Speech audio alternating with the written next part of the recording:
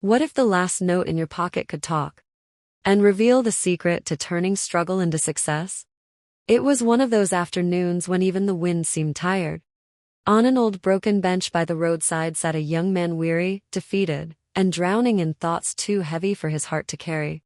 His clothes hung loose, his eyes dim with exhaustion, and his soul hopeless. He murmured under his breath, "Why? Why wasn't I born rich? Why does life punish me no matter how hard I try?" Every day he worked endlessly, yet money slipped through his fingers like dry sand. Rent, food, medicine, every need clawed at his wallet until nothing remained. He pulled out his last 100 rupee note, crumpled and fading. Staring at it bitterly, he yelled, You're the reason for my misery. I chase you all day, yet you never stay. You always find your way to the rich, the landlords, the shopkeepers, even the traffic cops, but never me. Why do you hate the poor?" His voice trembled. "Tell me, what do I have to do to make you stay? Speak to me." The street was silent until a faint whisper broke through the air. "David. Hey, David." Startled, he looked around. "Who's there?" The whisper came again, this time from his own hand. "I'm right here, David. It's me, your 100 rupee note." David froze, heart pounding. "Wait, you can talk?" "Yes." The note replied softly. "I've been trying to for years, but you never listened. You keep blaming me, but I'm not your enemy, David. I'm your mirror." "What do you mean?" he asked, confused. "You work hard to earn me," said the note. "But you never make me work for you. You spend me on rent, on food, on bills, and then you curse me when I leave. You serve me, David, but you never let me serve you. If you learn to make me work for you, your life will never be the same again." David's eyes glistened. You mean I can make you grow?"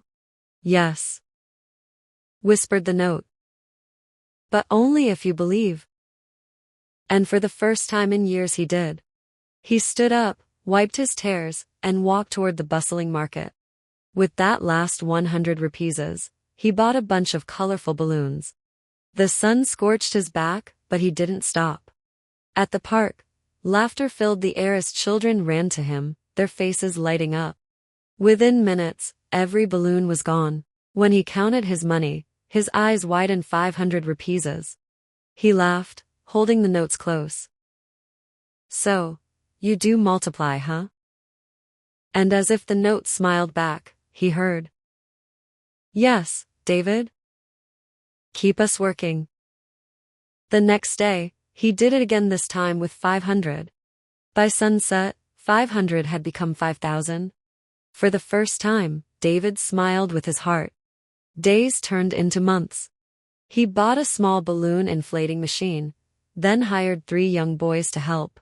They sold in different places, shared profits, and built dreams together. He saved some, invested some. Soon, he had enough to buy a modest house. He gifted his wife a sewing machine, and she began teaching women how to stitch, helping others while earning for herself. Evenings, David started a small jewelry stall. Slowly, money began flowing from everywhere, through ideas, through effort, through faith. He gave jobs to others, supported young men starting small shops, and never forgot the day his last 100 rupee note had spoken. That same man, once crying on a broken bench, became an inspiration for his whole community. And every night, as he looked at his earnings, he smiled softly and whispered, "You were right, my friend.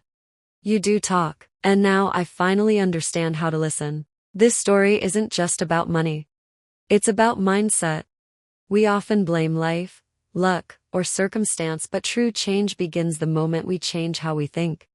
Each of us holds a 100 rupee note. A small opportunity, a tiny skill, a simple idea. Some waste it without thought. Others make it grow. Remember, money doesn't multiply by luck. It multiplies through wisdom.